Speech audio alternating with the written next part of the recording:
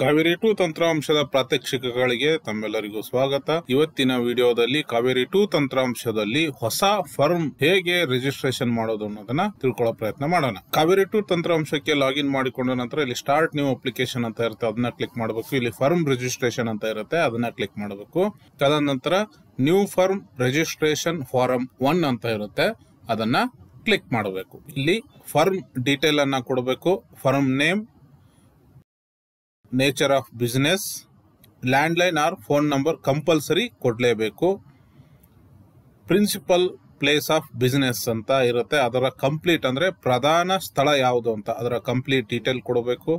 Date of constituency of the firm ಅಂತ ಇರುತ್ತೆ, ಅಂದ್ರೆ ಫರ್ಮ್ ಯಾವಾಗ ಸ್ಟಾರ್ಟ್ ಆಯ್ತು ಅನ್ನೋ ಡೇಟ್ ಅನ್ನ ಹಾಕಬೇಕು.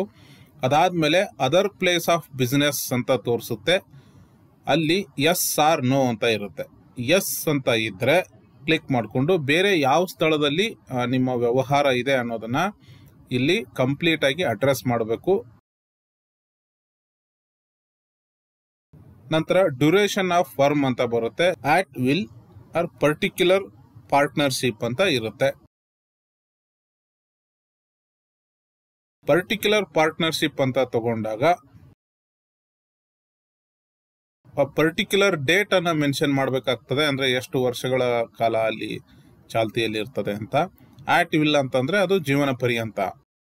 ನಂತರ ಕಂಟಿನ್ಯೂ ಅಂತ ಕ್ಲಿಕ್ ಮಾಡಬೇಕು. ಪಾರ್ಟ್ನರ್ ಡೀಟೇಲ್ಸ್ ಅಂತ ಇರ್ತದೆ. ಪಾರ್ಟ್ನರ್ 1 ಅವರ ಪೂರ್ವಾಂಕಿತ ಹೆಸರು, ಮಧ್ಯದ ಹೆಸರು, ಕೊನೆಯ ಹೆಸರು. ಇಲ್ಲಿ ಸಂಬಂಧಗಳನ್ನ ಸೂಚಿಸಬೇಕಾಗ್ತದೆ.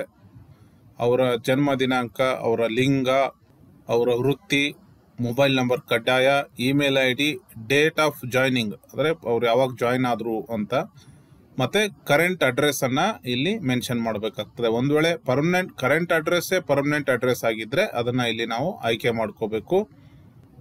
Is the partner represented by an agent ಅಂತ ಇದ್ರೆ, ಅಂದ್ರೆ GPA ಹೋಲ್ಡರ್ ಇದ್ರೆ ಇಲ್ಲಿ ಎಸ್ ಆರ್ ನೋ ಅಂತ ಆಪ್ಷನ್ ಇರುತ್ತೆ. ಎಸ್ ಅಂತ ಇದ್ರೆ ಆ GPA ನ ಅಪ್ಲೋಡ್ ಮಾಡಬೇಕು. ಮತ್ತೆ ಅವರ ಹೆಸರನ್ನ ಅಂದ್ರೆ ಯಾರು ಪ್ರೆಸೆಂಟ್ ಮಾಡ್ತಾರೆ ಅವರ ಹೆಸರು ಮತ್ತೆ ವಿಳಾಸವನ್ನ ಕಂಪ್ಲೀಟ್ ಆಗಿ ಇಲ್ಲಿ ಹಾಕಬೇಕು. ನೋ ಅಂತ ಇದ್ರೆ ಅದನ್ನ ಕ್ಲಿಕ್ ಮಾಡಿಕೊಂಡು ನಂತರ ಎಲ್ಲಾ ಮಾಹಿತಿನ ಒದಗಿಸಿದ ಮೇಲೆ ಸೇವ್ ಪಾರ್ಟ್ನರ್ 1 ಅಂತ ಕ್ಲಿಕ್ ಮಾಡಬೇಕು. ಅದಾದ್ಮೇಲೆ ಇನ್ನೊಬ್ಬ ಪಾರ್ಟ್ನರ್ ಅನ್ನ ಆಡ್ ಮಾಡೋದಕ್ಕೆ ಇಲ್ಲಿ ಆಡ್ ಪಾರ್ಟ್ನರ್ ಅಂತ ಇರುತ್ತೆ, ಅದನ್ನ ಕ್ಲಿಕ್ ಮಾಡಿಕೊಂಡು ಇನ್ನೊಬ್ಬ ಪಾರ್ಟ್ನರ್ ಡೀಟೇಲ್ ಅನ್ನ ಆಸ್ ಇಟ್ ಈಸ್ ಒಂದರಂಗೆ ಒದಗಿಸ್ಕೊಂಡು ಸೇವ್ ಪಾರ್ಟ್ನರ್ 2 ಅಂತ ಕ್ಲಿಕ್ ಮಾಡಿಕೊಂಡು ಮತ್ತೆ ಏನಾದ್ರೂ ಹೆಚ್ಚಿನ ಪಾರ್ಟ್ನರ್ ಗಳಿದ್ರೆ ಇಲ್ಲಿ ಆಡ್ ಪಾರ್ಟ್ನರ್ ಅಂತ ಕ್ಲಿಕ್ ಮಾಡ್ಕೋಬೇಕು.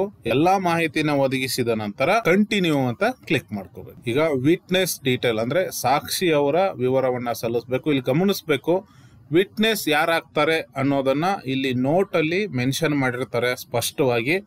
ಅವರೇ ವಿಟ್ನೆಸ್ಗಳು ಆಗಿರಬೇಕು, ಅವರ ಹೊರತು ಸಾಮಾನ್ಯ ಪ್ರಜೆಗಳು ಇಲ್ಲಿ ವಿಟ್ನೆಸ್ ಆಗಿರೋದಿಲ್ಲ.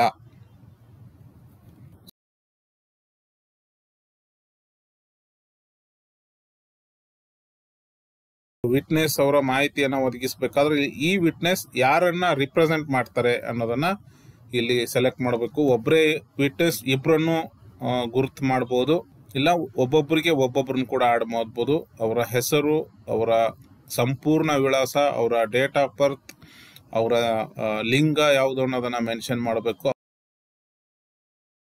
ಅವರ ವೃತ್ತಿ ಏನು ಅನ್ನೋದನ್ನ ಇಲ್ಲಿ ಪ್ರೊಫೆಷನ್ ಅಂತ ಇರುತ್ತೆ, ಅಲ್ಲಿ ಯಾವ ವೃತ್ತಿಯನ್ನ ಅವ್ರು ಮಾಡ್ತಾರೆ ಅನ್ನೋದನ್ನ ಇಲ್ಲಿ ಆಯ್ಕೆ ಮಾಡ್ಕೋಬೇಕು. ಅವರ mobile number, email I D, ಅವರ ತಂದೆಯವರ ಹೆಸರನ್ನ ಕಡ್ಡಾಯವಾಗಿ ಮೆನ್ಷನ್ ಮಾಡಬೇಕು. ತದನಂತರ ಅವರ ಅಡ್ರೆಸ್ ಅನ್ನ ಕಂಪ್ಲೀಟ್ ಆಗಿ ಮೆನ್ಷನ್ ಮಾಡಬೇಕು. ಈ ಎಲ್ಲಾ ಮಾಹಿತಿಯನ್ನ ಒದಗಿಸಿದ ನಂತರ ಇಲ್ಲಿ ಸೇವ್ ವಿಟ್ನೆಸ್ 1 ಅಂತ ಇರುತ್ತೆ, ಅದನ್ನ ಕ್ಲಿಕ್ ಮಾಡಬೇಕು. ಅದಾದ ನಂತರ ಕಂಟಿನ್ಯೂ ಅಂತ ಕ್ಲಿಕ್ ಮಾಡಬೇಕು. ಈಗ ಪ್ರೆಸೆಂಟರ್ನನ್ನ ಇಲ್ಲಿ ನಾವು ಆಯ್ಕೆ ಮಾಡಬೇಕು. ಯಾರು ಈ ದಸ್ತಾವೇಜನ್ನ ಪ್ರೆಸೆಂಟ್ ಮಾಡ್ತಾರೆ ಅನ್ನೋದನ್ನ ಪಾರ್ಟ್ನರ್ಗಳಲ್ಲಿ ಒಬ್ಬರಾಗಿರ್ತಾರೆ, ಆ ಪಾರ್ಟ್ನರ್ ಯಾರು ಅನ್ನೋದನ್ನ ಇಲ್ಲಿ ಸೆಲೆಕ್ಟ್ ಮಾಡಿಕೊಂಡು ಕಂಟಿನ್ಯೂ ಅಂತ ಕ್ಲಿಕ್ ಮಾಡ್ಕೋಬೇಕು. ಇಲ್ಲೊಂದು ಸಮ್ಮರಿ ರಿಪೋರ್ಟ್ ಜನರೇಟ್ ಆಗುತ್ತೆ. ಅಪ್ಲಿಕೇಶನ್ ಯಾವ DRO ಅವರಿಗೆ ಸಬ್ಮಿಟ್ ಆಗಿದೆ ಅನ್ನೋದಿರುತ್ತೆ. ಎಲ್ಲಾ ಮಾಹಿತಿಯನ್ನ ನೋಡಿಕೊಂಡು ಇಲ್ಲಿ ಚೆಕ್ ಬಾಕ್ಸ್ ಇರುತ್ತೆ ಕೊನೆಯಲ್ಲಿ, ಅದನ್ನ ಕ್ಲಿಕ್ ಮಾಡ್ಕೋಬೇಕು. ಒಂದ್ ವೇಳೆ ಮಾಹಿತಿಯಲ್ಲಿ ಏನಾದ್ರು ದೋಷಗಳಿದ್ರೆ ಅದನ್ನ ತಿದ್ದೋದಕ್ಕೆ ಎಡಿಟ್ ಅಂತ ಕ್ಲಿಕ್ ಮಾಡ್ಕೋಬೇಕು. ಒಂದ್ ವೇಳೆ ಎಲ್ಲಾ ಸರಿ ಇದ್ರೆ ವ್ಯೂ ಫಾರ್ಮ್ ಅಂತ ಕ್ಲಿಕ್ ಮಾಡ್ಕೋಬೇಕು. ಸಮ್ಮರಿ ಜನರೇಟ್ ಆಗುತ್ತೆ, ಅದನ್ನ ಪ್ರಿಂಟ್ ಅಂತ ಕ್ಲಿಕ್ ಮಾಡಿಕೊಂಡು ಸಾಫ್ಟ್ ಕಾಪಿನ ನಾವು PDF ಅಲ್ಲಿ ಡೌನ್ಲೋಡ್ ಮಾಡಿ ಇಟ್ಕೋಬೇಕು. ಕೊನೆಯಲ್ಲಿ ಕ್ಲೋಸ್ ಅಂತ ಇರುತ್ತೆ, ಸೈನ್ ಆನ್ಲೈನ್ ಅಂತ ಇರುತ್ತೆ, ಸೈನ್ ಆಫ್ಲೈನ್ ಅಂತ ಇರುತ್ತೆ. ಸೈನ್ ಆಫ್ಲೈನ್ ಅಂದರೆ ಈ ಫಿಸಿಕಲ್ ಆಗಿ ಸೈನ್ ಮಾಡಿ DRO ಅವರಿಗೆ ಅದನ್ನು ಫಿಸಿಕಲ್ ಆಗಿ ಸಬ್ಮಿಟ್ ಮಾಡಬೇಕು. ನಾವು ಪ್ರಿಂಟ್ ತಗೋಬೇಕು, ಈ ಫಾರಮ್ ಅನ್ನು ಸೈನ್ ಮಾಡಿ DRO ಅವರಿಗೆ ಸಬ್ಮಿಟ್ ಮಾಡಬೇಕು.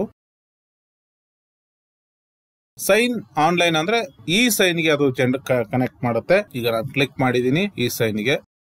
ಇಲ್ಲಿ ಫಾರಂ ನಂಬರ್ 1 ಬರುತ್ತೆ. ಸ್ವಲ್ಪ ಸ್ಕ್ರೋಲ್ ಅಪ್ ಮಾಡಿದ್ರೆ 3 ಜನ ಅಂದ್ರೆ ಪಾರ್ಟ್ನರ್ಗಳು ಮತ್ತೆ ಸಾಕ್ಷಿಯವರ ಈ ಸೈನ್ ಅನ್ನ ನಾವಿಲ್ಲಿ ಕಡ್ಡಾಯವಾಗಿ ಮಾಡಬೇಕು. ಈ ಸೈನ್ ಆದ ತಕ್ಷಣ ಅದರ ಬಣ್ಣ ಬದಲಾಗುತ್ತೆ. ಈ ಸೈನ್ ಅದನ್ನ ನೋಡಿಕೊಂಡು ಇಲ್ಲಿ ಫಾರಂ ಅಲ್ಲಿ ಕೂಡ ಈ ಸೈನ್ ಆಗಿರೋ ಬಗ್ಗೆ ವಿವರಣೆ ಇರ್ತದೆ. ಕೊನೆಗೆ ಇದನ್ನ ಮತ್ತೊಂದ್ಸರಿ ನಾವು ಡೌನ್ಲೋಡ್ ಮಾಡ್ಕೋಬೇಕು. ಇದು ಡೌನ್ಲೋಡ್ ಮಾಡ್ಕೊಂಡ ಮೇಲೆ ಈ ಕಂಟಿನ್ಯೂ ಅಂತ ಮತ್ತೆ ಅದೇ ಜಾಗದಲ್ಲಿ ಇರುತ್ತೆ, ಅದನ್ನ ಕ್ಲಿಕ್ ಮಾಡಬೇಕು. ಈಗ ಡಾಕ್ಯುಮೆಂಟ್ಗಳನ್ನು ಅಪ್ಲೋಡ್ ಮಾಡುವಂಥದ್ದು, ಪಾರ್ಟ್ನರ್ಶಿಪ್ ಡೀಡ್ ಅನ್ನು ಅಪ್ಲೋಡ್ ಮಾಡಬೇಕು. ಪ್ರಿನ್ಸಿಪಲ್ ಪ್ಲೇಸ್ ಆಫ್ ಬಿಸ್ನೆಸ್ಗೆ ಸಂಬಂಧಪಟ್ಟಂತಹ ಪುರಾವೆಗಳನ್ನು ಇಲ್ಲಿ ಅಪ್ಲೋಡ್ ಮಾಡಬೇಕು. ಇಲ್ಲಿ ಯಾವ ಥರ ವಿಧ ಅನ್ನೋದನ್ನ ಆಯ್ಕೆ ಮಾಡ್ಕೋಬೇಕು. ಪಕ್ಕದಲ್ಲಿ ಲಿಂಕ್ ಬಟನ್ ಇರುತ್ತೆ, ಅದನ್ನ ಕ್ಲಿಕ್ ಮಾಡಿ ಡಾಕ್ಯುಮೆಂಟ್ ಅನ್ನ ಅಪ್ಲೋಡ್ ಮಾಡಬೇಕು. ಅದೇ ಥರ ಪ್ರಿನ್ಸಿಪಲ್ ಪ್ಲೇಸ್ ಆಫ್ ಬಿಸ್ನೆಸ್ಗೆ ಯಾವ ಡಾಕ್ಯುಮೆಂಟ್ ಇರುತ್ತೆ ಅದನ್ನು ಅಪ್ಲೋಡ್ ಮಾಡ್ಕೋಬೇಕು. ಅದೇ ಥರ ಆಗಿ ಪಾರ್ಟ್ನರ್ಗಳ ಸಂಬಂಧಪಟ್ಟಂತಹ ಡಾಕ್ಯುಮೆಂಟ್ಗಳು, ಐಡೆಂಟಿ ಪ್ರೂಫ್, ಅಡ್ರೆಸ್ ಪ್ರೂಫ್, ವಿಟ್ನೆಸ್ಗೆ ಸಂಬಂಧಪಟ್ಟಂತಹ ಐಡೆಂಟಿ ಪ್ರೂಫ್ ಮತ್ತು ಅಡ್ರೆಸ್ ಪ್ರೂಫ್ಗಳು, ಅಡಿಷನಲ್ ಸಪೋರ್ಟಿಂಗ್ ಡಾಕ್ಯುಮೆಂಟ್ಸ್ಗಳು ಏನಾದ್ರು ಇದ್ದರೆ ಇಲ್ಲಿ ಲಿಂಕ್ ಬಟನ್ ಇರುತ್ತೆ, ಅದನ್ನು ಕ್ಲಿಕ್ ಮಾಡಿಕೊಂಡು ಸಂಬಂಧಪಟ್ಟಂತಹ ಎಲ್ಲ ಡಾಕ್ಯುಮೆಂಟ್ಗಳನ್ನು ಅಪ್ಲೋಡ್ ಮಾಡಿದ ನಂತರ ಇಲ್ಲೊಂದು ಚೆಕ್ ಬಾಕ್ಸ್ ಇರುತ್ತೆ. All document and forms should be filled and duly signed by the applicant ಅಂತ ಇರುತ್ತೆ. ಆ ಚೆಕ್ ಬಾಕ್ಸ್ ಅನ್ನ ಕ್ಲಿಕ್ ಮಾಡಿಕೊಂಡು ನಂತರ ಕೊನೆಯಲ್ಲಿ ಸಬ್ಮಿಟ್ ಅಂತ ಇರುತ್ತೆ, ಅದನ್ನ ಕ್ಲಿಕ್ ಮಾಡ್ಕೋಬೇಕು. ಈಗ ಅಪ್ಲಿಕೇಶನ್ ಜಿಲ್ಲಾ ನೋಂದಣಾಧಿಕಾರಿಯವರ ಪರಿಶೀಲನೆಗೆ ಹೋಗಿರುತ್ತೆ, ಅದರ ಡೀಟೇಲ್ ಇಲ್ಲಿ ಇರ್ತದೆ. ಸೊ ಅವರು ಪರಿಶೀಲಿಸಿದ ನಂತರ ಅರ್ಜಿಯ ಮುಂದಿನ ಹಂತ ಪೇಮೆಂಟ್ಗೆ ಸಂಬಂಧಪಟ್ಟದ್ದಂತ ಇರ್ತದೆ. ಇಲ್ಲಿ ಹೋಮ್ ಪೇಜಿಗೆ ಬಂದಾಗ ಇಲ್ಲಿ ಫರ್ಮ್ ರಿಜಿಸ್ಟ್ರೇಷನ್ ಅಂತ ಇರುತ್ತೆ, ಅಲ್ಲಿ ಅಪ್ಲಿಕೇಶನ್ ಸ್ಟೇಟಸ್ ಅಂತ ಇರುತ್ತೆ, ಅಲ್ಲಿ ನಾವು ಏನಿದೆ ಅನ್ನೋದನ್ನ ನೋಡಬಹುದು. ಇನ್ನಷ್ಟು ಉಪಯುಕ್ತ ಮಾಹಿತಿಗಳಿಗಾಗಿ ನಮ್ಮ ಇಲಾಖೆಯ ಸಾಮಾಜಿಕ ಜಾಲತಾಣಗಳನ್ನ ಫಾಲೋ ಮಾಡಿ, ಲೈಕ್ ಮಾಡಿ, ಶೇರ್ ಮಾಡಿ, ಕಾಮೆಂಟ್ ಮಾಡಿ ಮತ್ತು ಸಬ್ಸ್ಕ್ರೈಬ್ ಮಾಡಿ. ಧನ್ಯವಾದಗಳು.